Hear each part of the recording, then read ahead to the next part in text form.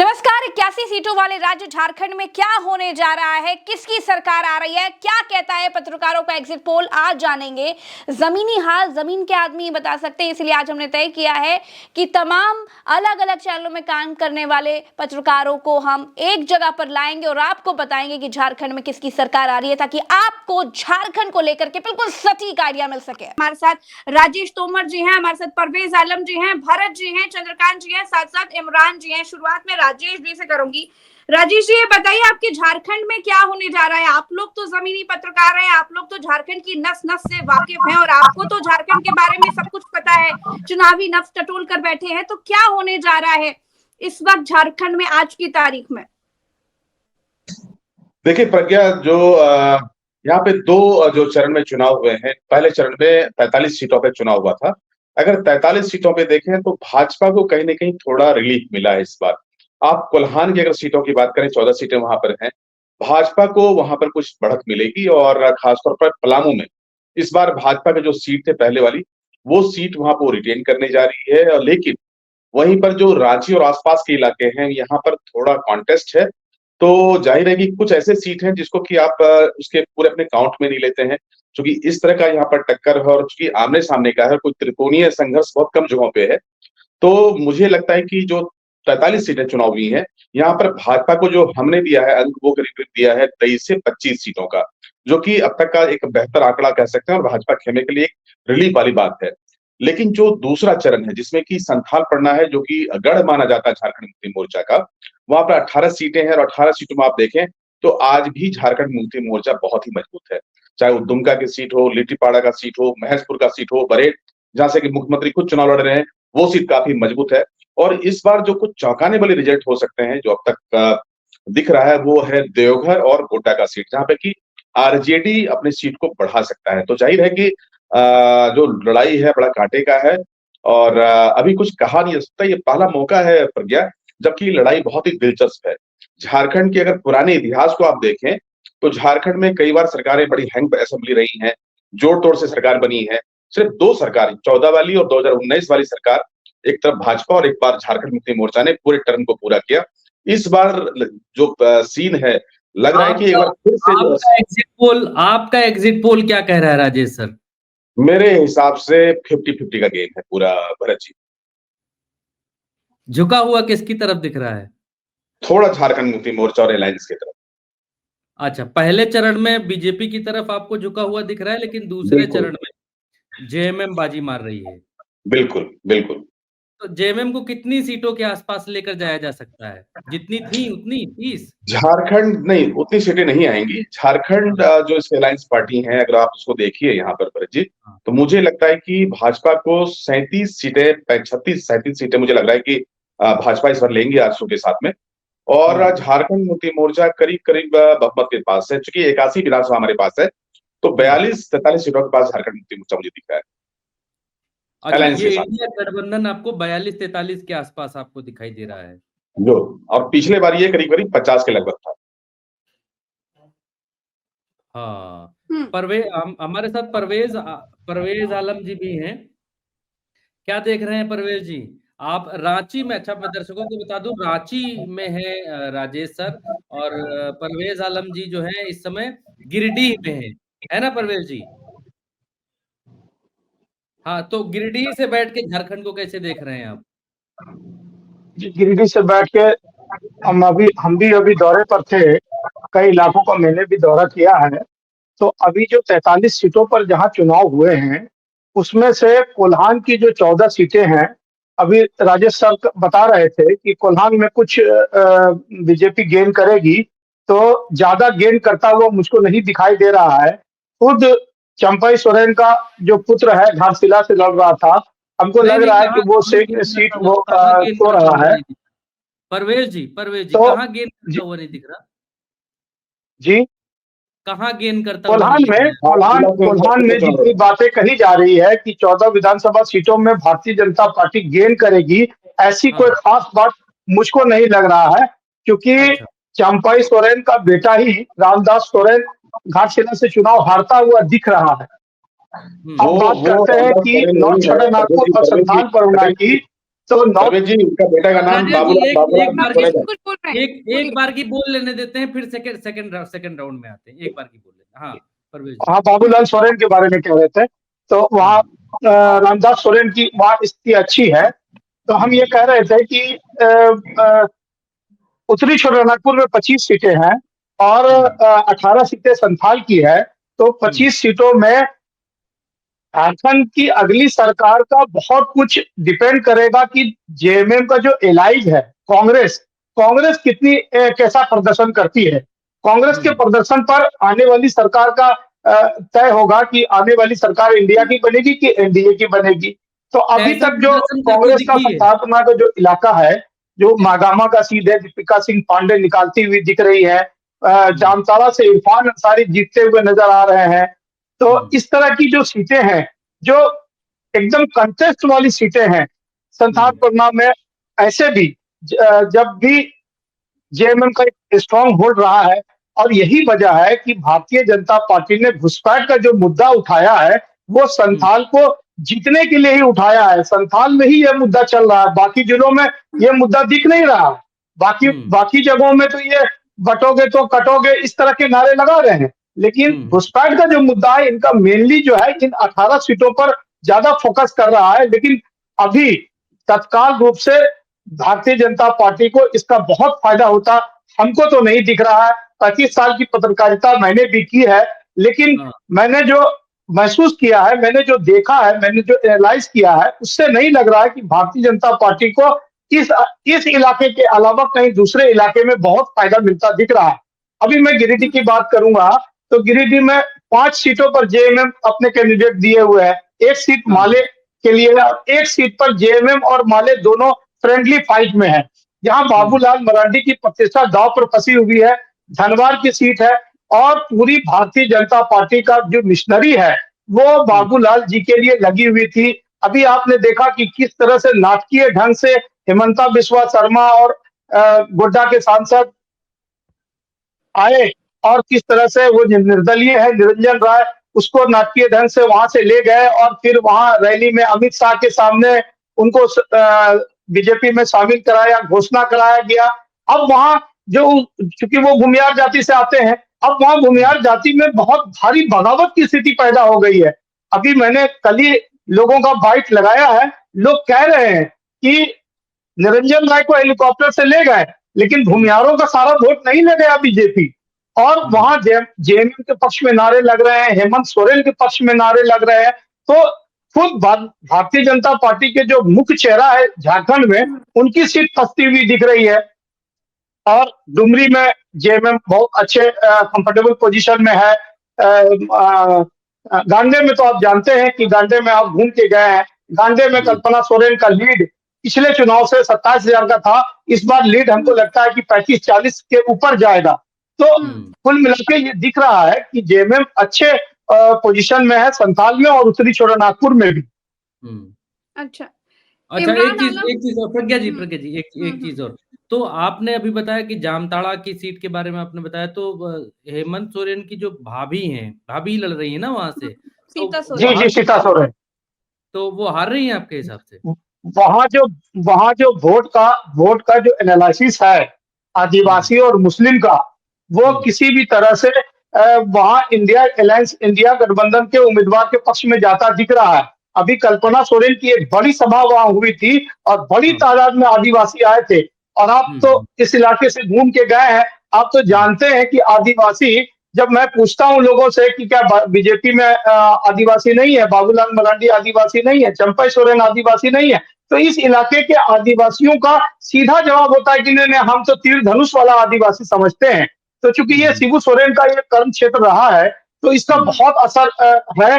और सीता सोरेन को लोगों ने अभी दुमका में वो चुनाव हारी है लोकसभा में, तो आप समझ सकते हैं कि अभी भी आदिवासियों में तीर धनुष का क्या क्रेज है। तो हमको नहीं लगता है कि सीता सोरेन को बहुत फायदा होगा। जी अच्छा, इमरान जी आपके हिसाब से क्या आदिवासी छिटका है? एक उससे आगे का सवाल, और दूसरा तो झारखंड को कैसे देख रहे हैं वो तो है ही है, क्या छिटका है? कुछ लोग ये बात कर रहे हैं, क्योंकि ये बातें बहुत सारी हो रही हैं कि जैसे सरायकेला वाली बेल्ट है जहां पर सोरेन पार्ट 2 जो है पूर्व मुख्यमंत्री आपके, उनका चंपा सोरेन। दबदबा है और उसकी वजह से आदिवासी वोट जा रहा है। क्या ऐसा होता दिख रहा है क्या? चंपा सोरेन का जहाँ तक सवाल है, तो चंपा हम्म। सोरेन मजबूत स्थिति में दिख रहे हैं, इससे इनकार नहीं कर सकता है। लेकिन हम्म। बाकी सीटों में मुझे लगता है कि बाबूलाल सोरेन जो है, ठीक बोले हो, वो मेरे हम लोगों के हिसाब से वो बहुत पीछे नज़र आते हैं। हम्म। एक जमशेदपुर पूर्वी, यहाँ हम्म। थोड़ा-सा मसला लग रहा है कि अजय कुमार और उसमें टक्कर है।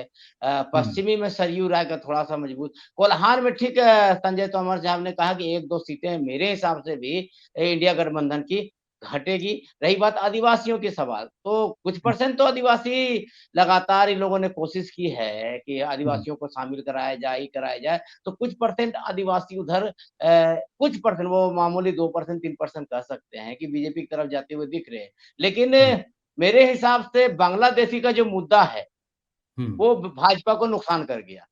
ये मेरे नुकसान क्यों? अपना अच्छा, हाँ, मैं देखिए कैसे ऐसा है ना कैसे? कि हाँ, मैं बता रहा हूँ। इसके बाद पहली बात ये समझ लीजिए कि जब 14 में रघुवर दास की सरकार बनी थी, तो रघुवर हम्म। दास ने जो काम किया, वो एक अलग तरीके का मामला है, क्या किया, नहीं किया, हवाई जहाज उड़ाया, अलग मामला है। लेकिन हम्म। अल्पसंख्यकों में ये एक सॉफ्ट कॉर्नर था कि रघुवर दास बहुत बुरे नहीं है, ठीक है ना? हम्म। कई मामले आए, बहुत बुरे नहीं, हज हाउस का निर्माण कराया, इस तरह का चीज़ें था कि ये और जब जेएमएम की सरकार बनी तो 2-3 मामले सामने आए थे। जैसे कि कोरोना के बाद एक कथित अखबार ने छाप दिया, तो हिंदी स्कूलों को उर्दू बना दिया गया है, एतवार की हम्म। छुट्टी जुम्मा को कर दिया गया है, इस तरह का मामला आया। उसके बाद हम्म। सरकार ने आनन-फानन में लगभग 200 स्कूलों को बंद कर दिया। बंद नहीं हम्म। कर दिया, मर्ज कर दिया सामान्य विद्यालय में, जिससे अल्पसंख्यकों में काफ़ी गुस्सा था कि भाई हमने सरकार आपको बनाई, आपको जाँच करना था,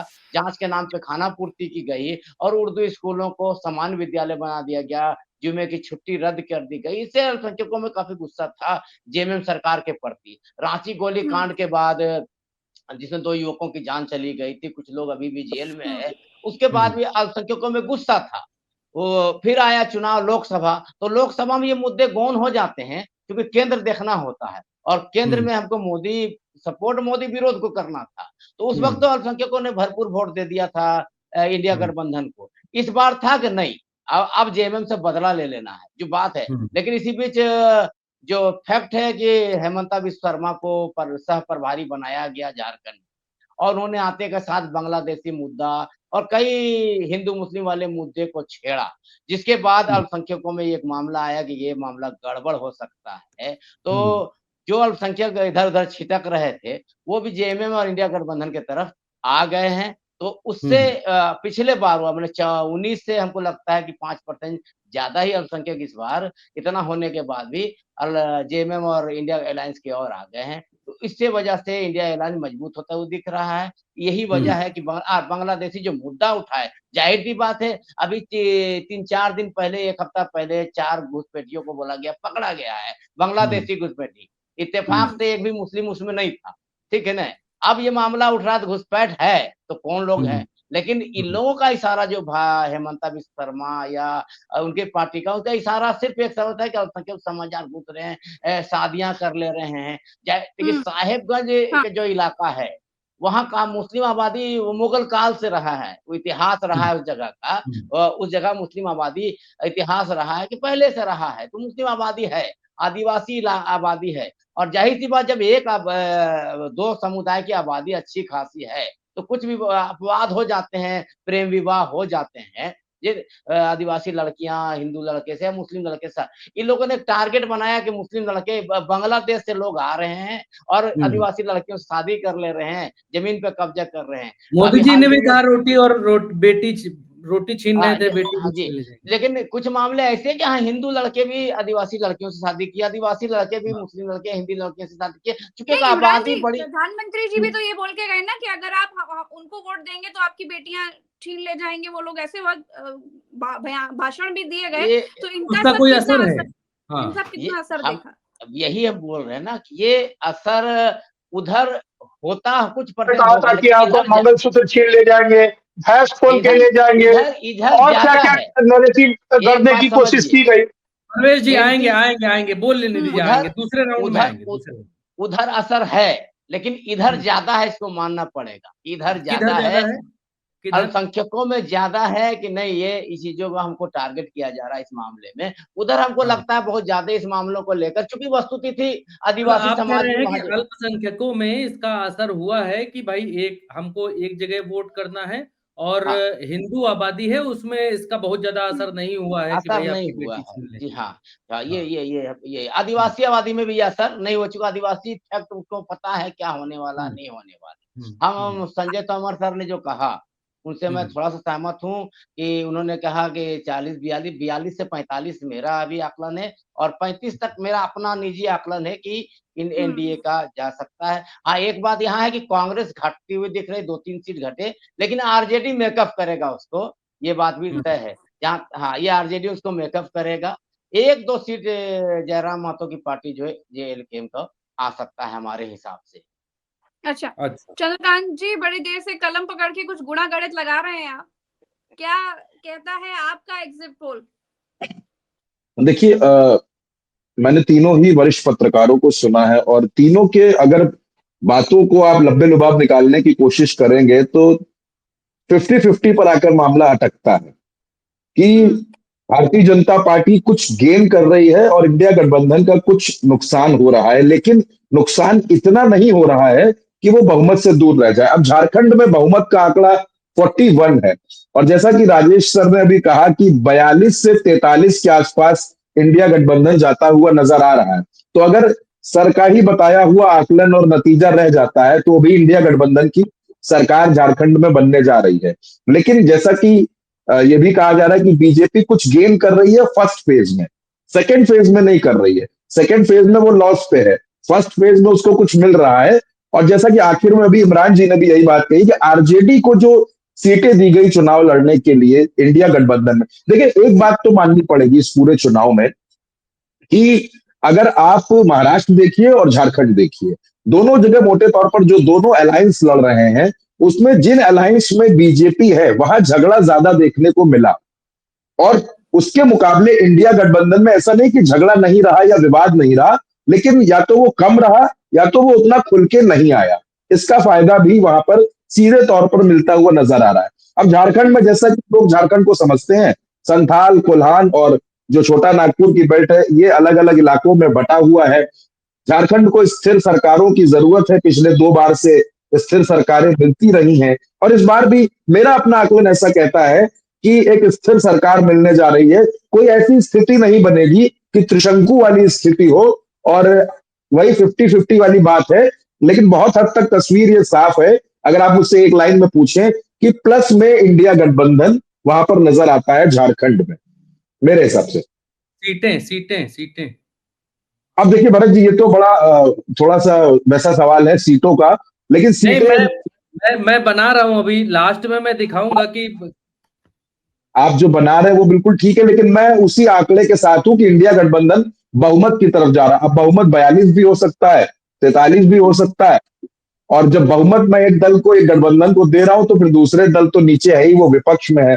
फिर उसकी सीटें 35 रह जाए, 40 रह जाए, उनसे कोई बहुत ज्यादा फर्क नहीं पड़ता। मुझे ऐसा लगता है कि जेएमएम, कांग्रेस, आरजेडी और माले का जो गठबंधन है, ये बहुमत को आसानी से हासिल कर लेगा। अच्छा भले ही ठीक है चंद्रकांत जी, राजेश सर के पास चलेंगे, 1 मिनट राजेश सर के पास चलेंगे। तीनों चारों लोगों को हम लोगों ने सुना। ऐसा क्या है कि हर बार हम लोग सरकारों में देखते हैं कि एंटी इनकम्बेंसी वाला फैक्टर होता है, ये होता है सत्ता विरोधी लहर है, कुछ ना कुछ तो नुकसान होगा ही होगा। ऐसा क्यों है कि इस बार झारखंड में स्थिति क्या है उसका बिल्कुल सटीक, कई राज्यों में हमने देखा कि भाई सटीक आकलन लग जाता है कि लहर इस तरफ है, हवा इस तरफ है। हम लोग भी घूमे वहां पर, लेकिन हमें ईमानदारी से अगर कहें तो सत्ता विरोधी जो लहर है वो दिखाई नहीं दी, फाइट दिखाई दी, और इसीलिए हम आज चर्चा कर रहे हैं। तो झारखंड में ऐसा क्यों है कि सत्ता विरोधी लहर दबी हुई है? राजेश सर। जी जी, बोलिए बोलिए। देखिए, झारखंड में अगर आप, जब झारखंड का निर्माण हुआ था तो एकीकृत बिहार में जब झारखंड साथ हुआ करता था, तो झारखंड वाले क्षेत्र में भाजपा की बहुत सारी सीटें आती थी। तो ये जो राज्य है एक झारखंड, झारखंड में अगर आप 4 हिस्सों में बांटे झारखंड को, कि संथाल का इलाका, कोल्हान का इलाका, पलामू का इलाका और छोटा नागपुर और उत्तरी छोटा नागपुर का इलाका। तो यहाँ पर 3 से 4 ऐसे बड़े जिले हैं जहां पर कि तकरीबन आपको 17 सीटें ऐसी हैं जो भाजपा के लिए ये सीटें बिल्कुल कैडर सीट, रांची, कांकेर, खिजरी, हजारीबाग, बरकट्ठा, जमशेदपुर, पूर्वी, पश्चिमी, ये तमाम सीटें भाजपा की ऐसी सीटें हैं कि किसी को खड़ा कर दे तो भाजपा की सीटें जीत जाती हैं यहाँ पे। अब झारखंड मुक्ति मोर्चा की बात करें, झारखंड मुक्ति मोर्चा का संथाल में वही वर्चस्व रहा है कि नरेंद्र मोदी का आंधी चले, लेकिन संथाल में आप झारखंड मुक्ति मोर्चा को नहीं दबा सकते। तो उनकी अगर बेस सीट को देखें तो 15 ऐसी सीटें हैं जहां पे झारखंड मुक्ति मोर्चा वर्स्ट से वर्स्ट सिचुएशन में वो सीटें आई और भाजपा को 25 सीटें कम से कम। तो भाजपा अभी बिल्कुल वर्स्ट सिचुएशन में है, तो भाजपा आगे बढ़ेंगी। तो हमने जो पूरा स्टडी किया है और जो रुझान है, अगर सरकार के कामकाज को देखें भरत जी, जो आपने कहा कि एंटी इनकम्बेंसी, तो 2 साल तकरीबन चले गए कोरोना में, और कोरोना में हेमंत सरकार ने बढ़िया काम किया। जो 3 साल बचे, 3 सालों में हेमंत सरकार ने 4-5 फैसले लिए जो कि इस राज्य से जुड़ा हुआ था। उन्होंने 1932 से खतियान का बड़ा बोल्ड डिसीजन लिया, वो भाजपा वहां पर चूक गई। उन्होंने एक माहौल भी बनाया भाजपा झारखंड मुक्ति मोर्चा ने। उसके बाद ओल्ड पेंशन योजना शुरू किया। इसके अलावा मैया योजना इतना बड़ा फ्लैगशिप कार्यक्रम है कि भाजपा के पास कोई काट नहीं है। भाजपा आज भी बोलती है कि हम 2100 रुपया देंगे। इंडिया गठबंधन की तरफ से कहा गया कि हम 2500 रुपया देंगे, और वो प्रोग्राम अभी चल रहा है, वो स्कीम जारी है। तो महिलाओं का समर्थन। और दूसरा चीज देखें कि कल्पना सोरेन के जो रैली हो रहे हैं, उस भीड़ को आप देखिए, इतनी भीड़ मोदी जी के सभा में भी नहीं होती। तो अगर ये वोट कन्वर्ट हो गए तो झारखंड मुक्ति मोर्चा का जो सिनारियो दिख रहा है वो काफी मजबूत दिख रहा है। तो एंटी इनकम्बेंसी वाला फैक्टर यहाँ पे इस पर बहुत ज्यादा काम नहीं कर रहा है।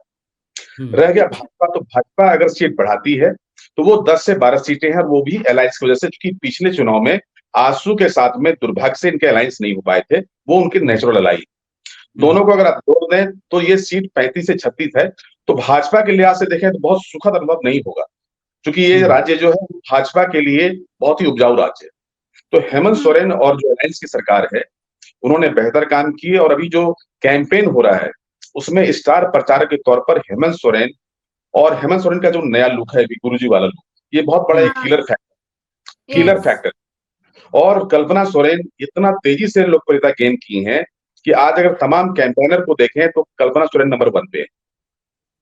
कुल मिलाकर ये बहुत ही सुखद स्थिति है इंडिया गठबंधन के लिए। कांग्रेस को नुकसान होने जा रहा है, वो जो नुकसान है। प्रज्ञा जी, एक सवाल मैं लेना चाह रहा हूँ। ये जो सबसे ज्यादा झारखंड में हमने मुद्दा देखा, वो मुद्दा घुसपैठियों वाला रहा कि घुसपैठी आ जाएंगे, मोदी जी ने कुछ कहा और नेताओं ने कुछ कहा। ये घुसपैठियों वाला मुद्दा हेमंत बिस्व शर्मा की जैसी राजनीति है, उस तरीके से उन्होंने इसको बुना, हिंदुइज्म वाले फैक्टर पर भारतीय जनता पार्टी उतरी। तो कुछ काम कर रहा है, नुकसान कर रहा है, या भाजपा भरत जी, मैं इमरान साहब को सुन रहा था और भी लोगों को सुन रहा था। मैं बता रहा हूं कि अगर घुसपैठ का मुद्दा भाजपा ने बहुत ही सोच समझ के उठाया, और वो भी संथाल के लिए उठाया है, और क्षेत्रों में इसका प्रभाव नहीं है। लेकिन अगर संथाल में चूंकि जो मुसलमानों की संख्या है और जो हिंदुओं की संख्या है, अगर ये गोलबंद हो गए, पोलराइज हो गए, तो जो सीटें भाजपा हार रही थी, जैसे कि राजमहल की सीटें, राजमहल की सीट भाजपा करीब करीब इस पर हारने वाली थी, गोड्डा की सीट, महागामा की सीट, ये जो पोलराइजेशन होगा, उस पोलराइजेशन का सीधा फायदा भाजपा को है। क्योंकि मुसलमानों की संख्या देखें और हिंदुओं की संख्या देखें, संथालियों की संख्या देखें, आदिवासी और संथाली में थोड़ा फर्क है। संथाली आज भी हिंदू धर्म को मानने वाले जाति लोग हैं जो हिंदू देवी देवताओं का पूजा करते हैं, सरना धर्म के अलावा।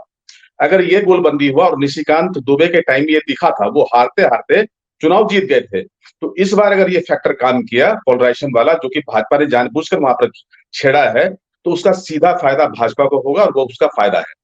लेकिन इतना बड़ा फायदा नहीं है कि झारखंड मुक्ति मोर्चा को बहुत नुकसान हो जाएगा, जैसा कि मैंने आपको पहले कहा। अच्छा राजेश सर, यहाँ पे जेल जाने वाला फैक्टर हेमंत सोरेन, आदिवासी बेटा जेल में गया, इसका आदिवासियों में क्या असर होगा? बहुत बड़ा असर था प्रज्ञा, और हमने लोकसभा चुनाव में, चूंकि मैं संथाल के दौरा पे था, तो वहां पे इन्होंने बड़ा सक्सेसफुली, चूंकि हेमंत सोरेन गए थे स्कैम में, हेमंत सोरेन पे जमीन घोटाला का मामला लगा था, खदान के लूटपाट का मामला था। लेकिन अंदर में आदिवासियों के बीच में पोर्ट्रे किया गया एक आदिवासी आंदोलन के तौर पे, और कहा गया कि भाजपा ने जानबूझकर उनको ईडी के मार्फत जेल पहुंचाया है। और वो जो फोटोग्राफ थे वो बांटे गए, जिसमें कि जेल के अंदर हेमंत सोरेन थे, दाढ़ी बढ़ गई थी, और हेमंत सोरेन आज उसी फेस ऑफ के साथ, यानी कि एक नए लुक में गुरुजी जूनियर बन के, गुरुजी पार्ट 2 बन के अभी संथाल में, और संथाल में लोग उनको गुरुजी के चेहरे के तौर पर देख रहे हैं। तो वो जो चेहरे में कन्विंस है गुरुजी वाला, क्योंकि गुरुजी का वो कर्मभूमि रहा है संथाल, तो हेमंत सोरेन को लोग सिंपैथी, सहानुभूति की नजर से देख रहे हैं, और उनके बोलने का अंदाज, कपड़ा पहनने का अंदाज, उसका भी सीधा फायदा मिला है। तो झारखंड मुक्ति मोर्चा के लिए हेमंत का एक नया चेहरा और कल्पना सोरेन का एक नेता के तौर पर स्थापित होना, दो बड़े फैक्टर हैं प्रज्ञा। प्रज्ञा जी, एक सवाल मेरा लास्ट और रह गया है, फिर आप पूछिएगा। एक सवाल मेरा, चंद्रकांत के भी सवाल होंगे मैं जानता हूँ, एक सवाल रह गया है। परवेज आलम जी ने सीटें नहीं बताई हैं, मैं उतना और मैं जानना चाह रहा था। जी की बात से सहमत हूँ कि मुझको भी यही लग रहा है कि बहुमत के करीब इंडिया गठबंधन आता हुआ दिख रहा है, लेकिन एग्जैक्ट आंकड़े तो बताना संभव नहीं है। लेकिन सब एग्जिट पोल दे जैसा रहे कि हैं, तो राजीव परवेज जी का भी एक एग्जिट पोल सही तो होता नहीं है। एग्जिट पोलों ने कितनी सत्ता बिठाई है वो तो आपने देखा ही है। आप तो अपना मैं इंडिया ब्लॉक को 45 सीट दे रहा हूँ। इंडिया को आप दे रहे हैं 45 और जी। एनडीए को? एनडीए में थोड़ा सा हमको बताने में थोड़ी झिझक हुई है, ये हो रही है कि एजेएसयू जो 10 सीटों पर लड़ रही है, उसका क्या इम्पैक्ट है। तो मैं आपको बता रहा हूं कि जयराम महतो एक बड़े कुर्मी नेता के रूप में खास तौर पर उत्तरी छोटा नागपुर में उभरे हैं, और उनकी सभाओं में भी जिस तरह से कल्पना सोरेन की सभाओं में भीड़ हो रही है, वैसा ही भीड़ जयराम महतो की सभाओं में भी हो रही है। तो और जो कुर्मी युवा है और जो कुर्मी लोगों से मेरी बातें होती है, तो उनका कहना है कि हम लोग जयराम महतो को अपना नेता मान चुके हैं।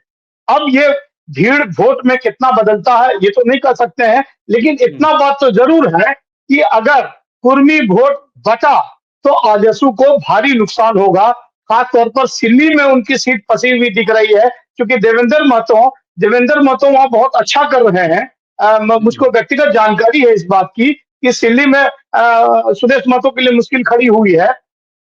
इसी तरह आप मांडू भी जेएलकेएम बहुत अच्छा करने जा रहा है, जीतेगा हारेगा नहीं कह सकता हूं, लेकिन इन दोनों के वोट काटने से इंडिया गठबंधन को कहां कहां फायदा हो रहा है ये भी चीज देखना होगा। इसलिए मैं दावे के साथ, क्योंकि पिछले बार भी जब सुदेश महतो लड़े थे तो एक ही सीट निकाल पाए थे, और उस बार उनका कुर्मी वोटों में कोई कंपिटिटर नहीं था।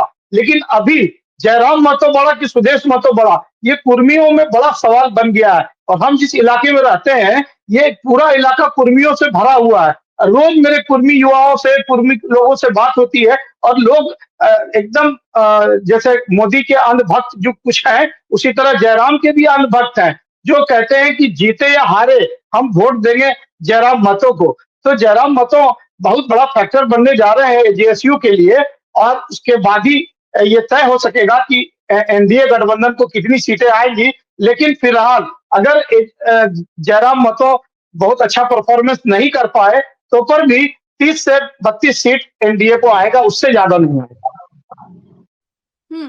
इमरान आलम जी, हम अभी जो चर्चा कर रहे हैं इंडिया गठबंधन को अपर हैंड देख रहे हैं, हम सभी ने अभी इस पर बात करी, तो अगर बीजेपी का नुकसान हो रहा है तो सबसे बड़ा नुकसान बीजेपी का कौन सा फैक्टर कर रहा है? नहीं, बीजेपी को पिछले बार 25 सीट ही था, ये बात समझने की है। तो नुकसान में बीजेपी नहीं है, ये तो मान लीजिए। बीजेपी जहां थी 1-2 सीटें रईस तंवर सर ने कहा वो ठीक का है, 1-2 सीट उनकी बढ़ेगी, तो वो नुकसान में होने नहीं जा रहा पिछले मुकाबले में। लेकिन एक चीज है कि जयराम महतो आईसू को नुकसान करेगा।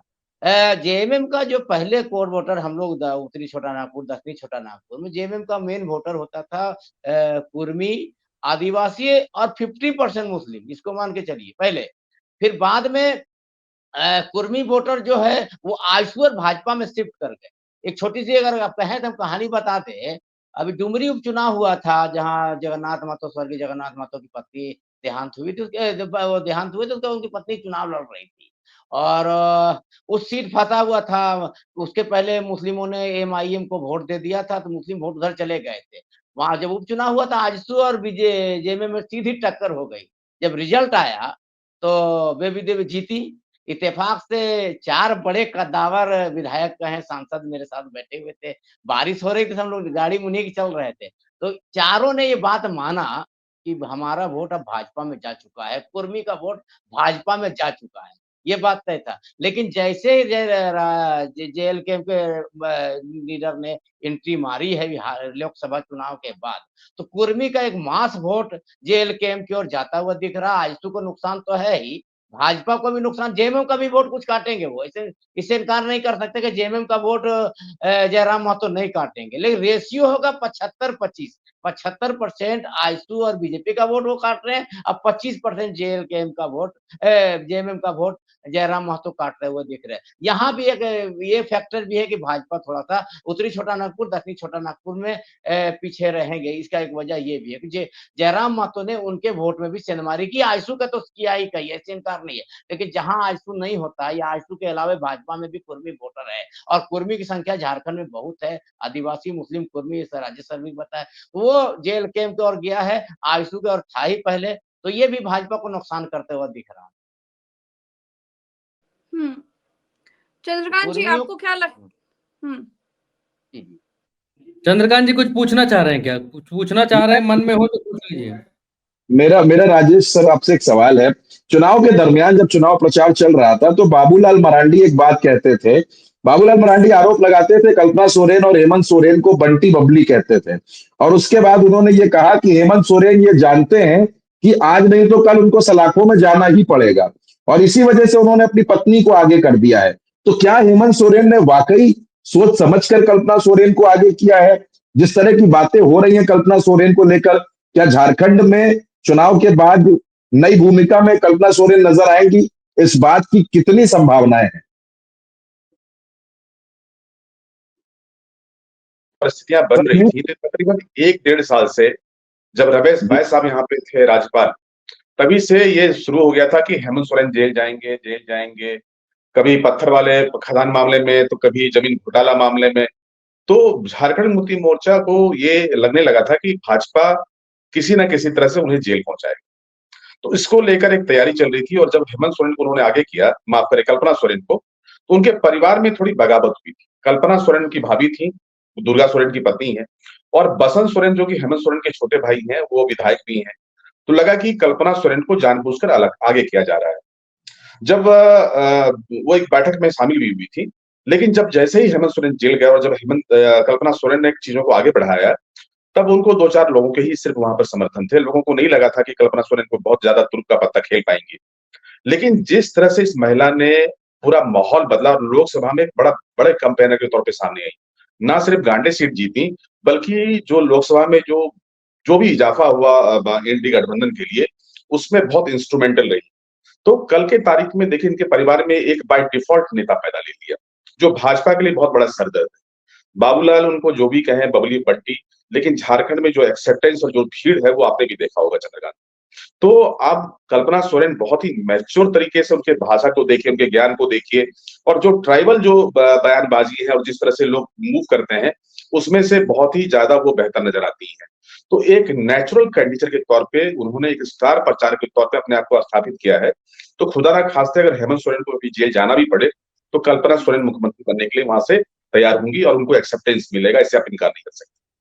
अच्छा, इमरान आलम जी, आप कुछ बोलना चाह रहे थे? हाँ, संजय हाँ, ये इसमें देखिए है क्या, उस वक्त जब कल्पना सोरेन को प्रस्तावित था, गांडे के विधायक थे डॉक्टर सरफराज अहमद साहब, उनको इस्तीफा भी इसीलिए दिलाया गया था, इनको सीएम बनाएंगे, बाद में चुनाव लड़ाएंगे, ये मामला आया था। लेकिन चूंकि ठीक बोले, घर में ही विवाद हुआ, खासकर कहा जा रहा है कि सीता सोरेन बहुत ज्यादा नाराज थी, तो लगा परिवार में कि भाई अब सीता सोरेन नाराज हो जाएगा, मैसेज गलत जाएगा। अब तो रास्ता साफ है, अब तो है नहीं, वो भाजपा में चली गई हैं, अब तो हाँ, बन सकती है। मेरी बात वही जा रही है। तो उस वक्त इसीलिए कल्पना सोरेन को बैक करके, क्योंकि सीट खाली कराया गया था, आपको आप लोगों को पता होगा कि गांडे का सीट खाली कराया गया, इसीलिए विधायक बनाने के लिए नहीं, सीएम बनाने के लिए। तो लेकिन मामला फंस गया। अब क्या कि सीताराम सोरेन चली गई है, अब हेमंत सोरेन पूरी तरह स्वतंत्र हैं, ये कह सकते हैं पारिवारिक तौर पर भी। और चंपादास पुराने नेता थे, वो भी चले गए। अब तो हेमंत सोरेन पूरी तरह स्वतंत्र हैं, वो जब चाहेंगे कल्पना सोरेन को आगे कर सकते हैं। और कल्पना सोरेन ने साबित भी किया है, वो उनको तमाम तरह की चीजें आती है, जिससे लगता है परिपक्व राजनीतिक रहे, वैसा लगता है। जहाँ बच्चों से किस तरह मिलना है, बुजुर्गों से किस तरह मिलना है, अल्पसंख्यकों से किस तरह मिलना, आदिवासियों से किस तरह मिलना, बहुसंख्यकों से किस तरह मिलना, क्या बातें करनी, एक पूरी राजनीतिक की तरह लगता है कि घर में हेमंत सोरेन उनको ट्रेनिंग दे के रखते थे कि बाद में शायद काम आएगा क्या। ऐसे एक राजनीतिक की तरफ पूरी तरह से परिपक्व होकर आई हमने है। और हमने कल्पना उसके सोरेन वजह जी से से एक सवाल किया था। हमने कल्पना सोरेन जी से एक सवाल किया था अभी कुछ दिन पहले कि क्या आप मुख्यमंत्री, अगर जेएमएम जीती तो क्या आप मुख्यमंत्री बनेंगी? उन्होंने उस सवाल के जवाब में ना नहीं कहा। उन्होंने पार्टी का हवाला दिया, कार्यकर्ताओं का हवाला दिया और पार्टी जो कहेगी वैसा होगा। उन्होंने ना नहीं किया कि मैं नहीं बनूँगी या मैं भी नहीं बन सकती हूँ। तो एक चीज़ तो दिख रही है कि अगर अब जेएमएम वो गलती नहीं करेगी, क्योंकि बहुत सारे लोगों ने उसी दिन, जिस दिन चंपाई सोरेन को मुख्यमंत्री बनाया था, उसी दिन लोगों ने कह दिया कि मांझी से अभी सीख नहीं ली है। नीतीश कुमार ने मांझी को बनाया था, क्या हुआ बगल के ही राज्य बिहार में, और उसी समय हाँ, ये लोग बातें अंदेशा आई थी, लगाने। ये हाँ, बातें आई उसी थी उस समय वक़्त, और लोग। हुआ भी वही, और हुआ भी हाँ, वही। हुआ भी वही, हुआ भी जी। वही, हुआ भी वही। हुँ, तो हाँ। चंपाई सोरेन कितना नुकसान, कितनी सीटों पर नुकसान कर सकते हैं? 1-2 सीट, मेरा अपना बस। अनुमान है। हाँ, मेरा हाँ, अपना अनुमान है 1-2 सीट। मेरा अपना अनुमान है, पता नहीं आप लोगों की क्या राय होगी। मेरी राय यही है 1-2 सीट। जैसे पूर्वी और पश्चिमी बात है जमशेदपुर की, तो वो हाँ, सरयू राय, 1 मिनट सर, राजेश सर। वो सरयू राय और रघुवर दास की चूँकि एक मुख्यमंत्री रहे, पूर्व मंत्री रहे, तो वो अगर उधर-उधर होता तो वो लोगों की अपनी निजी होगी, रघुवर दास की और सरयू राय की, अगर होता है तो, होगा कि नहीं।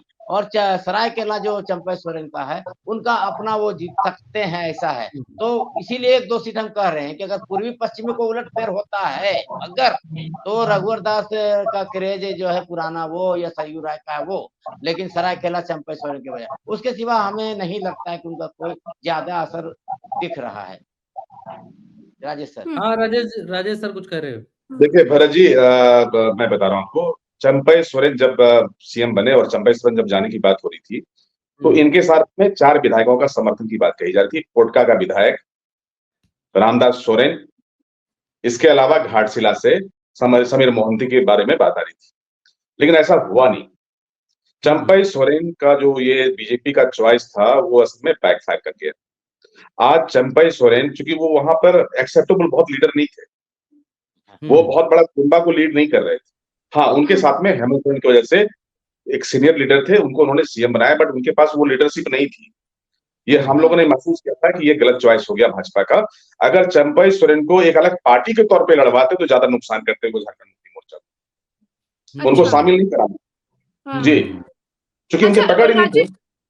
तो भावनात्मक वोट मिल सकता था आदिवासियों का और ज़्यादा, आप ये कहना हाँ, चाह रहे हैं? तो कुछ वोटें जो कटती है ना, वो भाजपा को फायदा पहुंचाता है। क्योंकि देखिए, हाँ, कोल्हान में 14 सीटों में से करीब 7 सीट ऐसे हैं जिसके जीत का अंतर बहुत कम था। उस हुँ, सीट को अगर इनके हिसाब से खेला जाता तो भाजपा हुँ, को बड़ा फायदा होता। हुँ। वो भाजपा चूक कर दी यहाँ पे। रणनीति के तौर पे भाजपा की ये हार हो गई वहां कोल्हान में। ये उल्टा दिख रहा है, शायद हम इसको सीधा करेंगे फिर दिखाते हैं। हाँ, तब तक आप प्रज्ञा जी आप जारी रखिएगा। तो सर, ये तो चलिए चंपई सोरेन की बात हो गई, लेकिन अगर हम सीता सोरेन की बात करें जो जेएमएम से भाजपा में गई हैं, आप उनका अब राजनीतिक कद कैसा देख रहे हैं? आपको क्या लग रहा है कि क्योंकि अभी जाममा से चुनाव लड़ती तो शायद और ज्यादा उनके लिए फ्रूटफुल होता, लेकिन जामताड़ा से उनको लड़ाया, तो कई लोग ये भी कह रहे हैं राजेश सर की सीता सोरेन का एक तरीके से राजनीतिक करियर दांव पर लगा दिया भाजपा ने। देखिए प्रज्ञा प्रज्ञा, जी, ये एग्जिट पोल है, एक सेकंड में दिखा देता हूँ। ये एग्जिट पोल है हमारे पैनल में बैठे पत्रकारों का। राजेश जी ने जो है 36 से 37 एनडीए को दिए हैं और 42 से 43 इंडिया को, यानी जेएमएम के गठबंधन को सीटें दी हैं। और इमरान भाई साहब ने जो है 42 सीटें इंडिया को दी हैं और 35 सीटें एनडीए को दी हैं। और परवेज आलम भाई साहब ने 45 सीटें इंडिया को दी हैं। तो तीनों वरिष्ठ पत्रकारों ने यहाँ पर, इनका जो एग्जिट पोल कहता है उसके हिसाब से जेएमएम की जो गठबंधन की सरकार है, या यूं कह लें कि इंडिया की इंडिया का जो गठबंधन है वो कुछ सीटों से अपर हैंड साबित होता हुआ दिखाई दे रहा है। हालांकि लास्ट तो रिजल्ट ही बताएगा, लेकिन बहुत सारे एग्जिट पोल आ रहे हैं, तो ये एक झारखंड के जमीनी पत्रकारों का भी एग्जिट पोल हमें देखना चाहिए। जी प्रज्ञा जी, आप कंटिन्यू करिए। बिल्कुल राजेश सर। भरत जी, मैं आपको ब्रैकेट में ना ऐसी 5 से 6 सीटें बता रहा हूँ जो कि आपके लिए वो साइलेंट सीट है। इस पूरे समीकरण को वो साइलेंट सीट बदल सकता है। साइलेंट सीट जैसे मनिका का सीट, गोड्डा का सीट, उसी तरह से कुछ 2-4 ऐसी सीटें हैं जहां पे कि आप तय नहीं कर सकते कि कौन जीत रहा है। उसको हमने इसमें आंकड़े में नहीं शामिल किया। तो ये जो 4-5 सीट है जहां पर कि कुछ भी हो सकता है, जैसे कि देखिए रांची की सीट, आप रांची की सीट पे नहीं बता सकते कि आप भाजपा जीत रही है। झारखंड मुक्ति रांची मोर्चा पे तो लोग कह रहे हैं सर, रांची पे तो लोग कह रहे हैं कि भाजपा का इतने दिन से जो है विधायक है, इसलिए और तो अब क्योंकि 5-6 टर्म से सीपी सिंह रह चुके हैं, तो पिछले बार जो जीत का अंतर था सीपी सिंह का सिर्फ 2,500 का था। महुआ माझी का प्रोफाइल बड़ा हुआ, वो राज्यसभा की सांसद बनी, अभी चुनाव लड़ रही है। थोड़ा लोगों में दो तरह की बातें हैं कि सीपी सिंह बहुत हो गया, अब एक नया चेहरा होना चाहिए। कुछ लोगों का कहना है कि नहीं, सीपी सिंह अंतिम बार चुनाव लड़ रहे हैं तो भाई उनको वोट डाल दो। ये दोनों फैक्टर है, ये काम करेगा। जैसे कांके की सीट, कांके में बीजेपी का वर्चस्व वाला सीट है, लेकिन इस बार सुरेश बैठा बहुत बेहतर काम किए हैं। उसी तरह से हटिया में बीजेपी की सीट है, लेकिन इस बार अजय साहरे जो कांग्रेस से हैं अच्छा प्रदर्शन किए हैं, हो सकता है वो सीट कांग्रेस को चले जाए। तो हमने कुछ साइलेंट सीट रखे 4 से 5 सीट। अगर उसका नतीजा देखेंगे तो ये सीटें बढ़ेंगी घटेंगी। झारखंड 81 विधानसभा है भरत जी, इसलिए यहाँ बार बार हैंग जो बोलते हैं कि असेंबली हैंग हो जाता है, उसके पीछे कारण यही है कि 2-4-5 सीटों का अगर समीकरण गड़बड़ हुआ तो चीजें पूरी फंस जाती। लेकिन इस बार क्या है कि कोई निर्दलीय बहुत ज्यादा विधायकों की संख्या नहीं हुई, तो कभी भी सरकार बनाने के लिए भाजपा को पार्टी तोड़नी होगी, और ऐसी भी संभावना है कि सरकार कुछ ऐसी भी बने। यहाँ पे इससे इनकार नहीं कर सकते आप। अच्छा, हंग भी हो सकती है। हाँ परवेश जी, एक सेकंड अनम्यूट कर रहे हैं आपको। हाँ आप बोलिए, अब बोलिए। 2019 के चुनाव में बाघमारा बीजेपी मात्र 800 वोट से जीती थी। जेपी पटेल मांडू से 2000 वोट से जीते थे, आजसू से। ऐसी कई सीटें हैं जो 5000 के नीचे से भारतीय जनता पार्टी और कांग्रेस दोनों ने जीती है। तो अभी जिस तरह का सिनेरियो बना हुआ है, एकदम नेक टू नेक फाइट है। इसमें चीजें कभी भी पलट सकती है। और आप तो जानते हैं कि अब तो क्या ही पलटेंगी परवेश भाई। अब तो हो गया, दे दिया जनता ने वोट, अब तो एग्जिट पोल की बारी है। अब क्या पलटे, अब तो भाई मशीन ही पलट सकती है भीतर। कुछ एक चीज और है, वही कह रहे हैं कि जैसा हरियाणा में हुआ वैसा झारखंड में ना हो, तो रिजल्ट वही होगा जो हम लोग कह रहे हैं। अगर कुछ मशीनों के उलट लोग बाग इस बात को कहते हैं कि अगर भाजपा और विपक्ष में अंतर 19-20 का रहा तो फिर कुछ भी हो सकता है। इसीलिए अंतर जो है 20 और 25 का करना होगा, ताकि जो पोलिंग, जो काउंटिंग स्टेशन में है, जहां पर काउंटिंग टेबल पर जो होता है, वो होने से बचा जा सके। क्योंकि ऐसी बहुत सारी सीटें होती हैं जिनका घालमेल जो है काउंटिंग वाले दिन कर दिया जाता है। एक चीज मैं पूछना चाहूंगा, ये बात की बातें हैं, ये हेमंत बिस्वा शर्मा को आपके झारखंड में लाकर भारतीय जनता पार्टी के पास प्लस में गया कि नहीं लाते तो भी काम चल जाता, कोई दिक्कत, ऐसा कुछ विशेष किया नहीं। हेमंता बिस्वा शर्मा के आने से एक काम हुआ, जो इमरान भाई ने शुरुआत में कहा कि जेएमएम के खिलाफ जो मुसलमानों में जो गुस्सा था, वो गुस्सा हेमंता बिस्वा शर्मा ने कम कर दिया। जिस तरह से उर्दू की बातें थी, वक्फ बोर्ड का गठन नहीं हुआ था, मदरसा टीचर्स का वेतन नहीं बढ़ा था, बहुत सारी बातें थी। लेकिन हेमंता बिस्वा शर्मा ने इसको इंडिया ब्लॉक की तरफ ढकेला है मुसलमानों को। हाँ, कुछ हिंदू वोटों को पोलराइज भी किया है, ऐसा नहीं है कि नहीं किया है। हिंदू वोट है, बहुत बड़ी बात कह रहे हैं। तो बीजेपी के लिए अगर मान लीजिए यही परिणाम आए जो आप लोगों ने बताया है, तब तो ये बीजेपी के लिए लेने के देना जैसा हो जाएगा। आपको मैं उदाहरण से समझाता हूँ। आपको मैं उदाहरण के साथ समझाता हूँ कि धनबाद विधानसभा की सीट, जहां से बाबूलाल मरांडी जो बीजेपी के प्रदेश अध्यक्ष हैं, 2019 में जेवीएम से ये चुनाव लड़े थे, और भारतीय जनता पार्टी में आने के बाद भी बहुत सारा मुस्लिम समर्थक इनका था, कैडर था, जो इनके लिए अभी भारतीय जनता पार्टी में रहते हुए भी इनको वोट करता। लेकिन हेमंता बिस्वा शर्मा ने एकदम से पासा पलट दिया, और जो इनका खास कैडर था, जो बीजेपी में जाने के बाद भी उनके साथ बना हुआ रहा, उनका विधायक प्रतिनिधि तक बना हुआ था, वो सब छोड़कर भाग गया।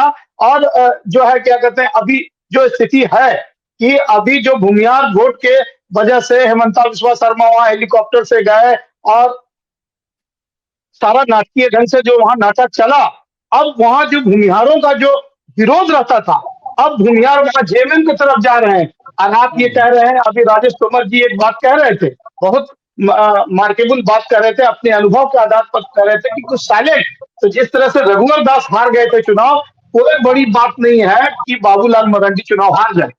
मैं आपके चैनल पर लाइव कह रहा हूं। अच्छा राजेश सर, बड़ी कुछ बात कहना कह चाह रहे रहे हैं, दोनों बहुत अहम और बड़ी बातें कह रहे हैं, क्योंकि इधर उत्तर भारत में, यहाँ जहां हम बैठे हैं, लखनऊ में, दिल्ली में, इस तरफ ये हवा बनाई जा रही है कि भारतीय जनता पार्टी ने हेमंता बिस्वा शर्मा को वहां से लाकर वहां का प्रभार, झारखंड का प्रभारी बनाकर बहुत बड़ा मास्टर स्ट्रोक चला है और एकदम ध्रुवीकरण कर दिया है, सारे हिंदू को एक कर लिया है, और सारा मुस्लिम एक तरफ चला जाएगा तो कोई फर्क नहीं पड़ेगा। तो उससे बिल्कुल विपरीत बात आप कह रहे हैं। राजेश जी देखिए सहमत जी है? बिल्कुल कह रहे हैं। भरत जी, जी जी हेमंता बिस्वा शर्मा जब यहाँ पर पहुंचे तो भाजपा उसमें बिल्कुल डेड हो गई थी। जो उनके कार्यकर्ता थे वो सब सोए हुए थे। बाबूलाल मरांडी यहाँ पे अध्यक्ष जरूर बने, बट बाबूलाल ने पार्टी कार्यकर्ताओं में कोई अलग नहीं जगा पाए। वो पार्टी बिल्कुल स्थिर पड़ी हुई थी। हेमंता बिस्वा शर्मा ने आके पार्टी को यूनिटाइज किया, सक्रिय कर दिया पार्टी को। तो जो कार्यकर्ताओं में जोश है वो आपको दिखा है, तो वो हेमंता बिस्वा शर्मा की वजह से हुआ है। नुकसान कहाँ पे है भरत जी? क्योंकि किसी भी राज्य का अपना एक लोकल नेता होते हैं। हेमंता बिस्वा शर्मा असम से हैं। झारखंड में अगुआ झारखंड की बात होती है। अगुआ मतलब कि अपना झारखंड। यहाँ पे बाहरी गिनती बहुत बड़ा खेल है। तो बाहरी लोगों के प्रति वो सिंपैथी और वो अपनापन, वो एक्सेप्टेंस नहीं मिल सकता, वो आपके यहाँ भी नहीं होगा। तो हेमंता बिस्वा शर्मा के साथ दोनों बातें हुई। झारखंड भाजपा के लिए जो कार्यकर्ता थे उनको उन्होंने बहुत सक्रिय किया, उसका फायदा भाजपा को मिलेगा, क्योंकि सारे कार्यकर्ता भी जोश में है। नुकसान ये है कि जो जनता है, जो जनता जनार्दन है, वो हेमंता बिस्वा शर्मा से कनेक्ट नहीं करेंगे, ये उनका नुकसान है। तो ये है पूरा खेल बिस्वा शर्मा का, ये है समीकरण। एक चीज और भी जो मैं पूछ रही थी, मेरा सवाल वो कट गया था। हमने चंपई सोरेन के बारे में तो बात कर ली कि अगर बीजेपी इनको अलग पार्टी से चुनाव लड़वाती तो बेहतर रहता, शामिल ना करने के बजाय। सीता सोरेन के शामिल होने का कितना फायदा हुआ, ये मैं जानना चाहती हूँ।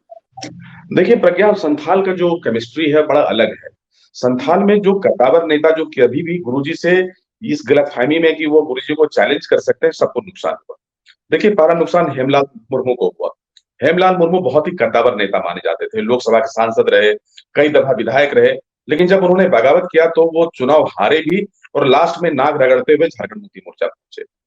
साइमन मरांडी जो कि बहुत ही कद्दावर नेता थे, उन्होंने भी बगावत की थी गुरुजी से, उनको भी नुकसान उठाना पड़ा और अंत में वो फिर से झारखंड मुक्ति मोर्चा में शामिल हुए और विधायक बने और मंत्री बने। सीता सोरेन उनके घर की बहू है, बट गुरु जी जो है उस परिवार का इतना बड़ा आतंक वो चेहरा है कि जब तक उस संथान में रहेंगे उनको कोई चुनौती नहीं दे सकता। सीता सोरेन ने यहाँ गलती की है, और सीता सोरेन अगर वहां हार गई तो सीता सोरेन के पूरे राजनीतिक जो करियर है वो दांव पे चला जाएगा। उनके पति दुर्गा सोरेन कभी झारखंड मुक्ति मोर्चा के फाउंडर हुआ करते थे। तो सीता सोरेन ने थोड़ा गलत कदम उठाया और उनको इसका नुकसान का भरपाई भी करना होगा। प्रज्ञा, पर सीता सोरेन तो कहती है कि दुर्गा सोरेन के सपने अधूरे रह गए थे जब तक वो भाजपा में थी। यहाँ पर देखिए के साथ ही, मतलब अब भाजपा में आने के बाद सपने पूरे होंगे। बिल्कुल प्रज्ञा, देखिए जब तक गुरुजी जीवित हैं तब तक झारखंड मुक्ति मोर्चा पे किसी का दावा नहीं हो सकता, वो हेमंत सोरेन का भी नहीं हो सकता। हेमंत सोरेन, कल्पना सोरेन, चाहे वो दुर्गा सोरेन हो, गुरुजी मास्टर स्ट्रोक, उनकी तस्वीर की पूजा होती है। बिरसा मुंडा के बाद आदिवासियों में अगर कोई सबसे बड़ा एक्सेप्टेबल नेता है तो वो गुरुजी है। गुरुजी का नाम ही काफी है। तो संथाल के इलाके में गुरुजी की तुति बोलती है, उनको भगवान की तरह लोग पूछते हैं, वहां उनका विरोध नहीं हो सकता। प्रज्ञा, ये है झारखंड। जी चलिए, बहुत बहुत शुक्रिया राजेश सर, आपने समय दिया। जी परवेश जी कुछ हाथ उठा रहे हैं, कह लीजिए फिर बात खत्म करते हैं। नहीं, वो मैं कह रहा था, राजेश जी को जोड़ना चाह रहा था कि सूरज मंडल भी किस तरह से हाशिए पर चले गए। विरोध किया था शिबू सोरेन का या जेएमएम का, तो किस तरह हाशिए पर चले गए। अभी भाजपा में है लेकिन कोई नाम लेने वाला भी नहीं है। एक जमाना था जब घूस कांड हुआ था नरसिम्हा राव की सरकार को बचाने के लिए, तो ये लोग सारे सारे लोग तिहाड़ जेल में थे। वो सूरज मंडल वो आज कहाँ है, कोई नाम भी नहीं जानता है। और उन्होंने अभी हाल में एक इंटरव्यू में कहा था, उनको याद आ गया क्योंकि राजेश जी ने पुरानी बात उठा दी, कि मुझसे भी बुरा हाल बीजेपी में चंपई सोरेन का होगा। अभी उनका बयान वायरल है, आप देख सकते हैं। तो जैसे कि पत्रकारों ने बिल्कुल साफ बता दिया कि ये एग्जिट पोल्स, झारखंड के एग्जिट पोल्स इंडिया गठबंधन की तरफ जाते हुए दिख रहे हैं। इंडिया गठबंधन मजबूत दिख रही है। अभी तो एग्जिट पोल है, लेकिन 23 तारीख को सब कुछ पता चल जाएगा कि किसकी सरकार आ रही है। तब तक के लिए उल्टा चश्मा यूसी को सब्सक्राइब जरूर कीजिएगा, वीडियो को शेयर जरूर कीजिएगा। नमस्कार।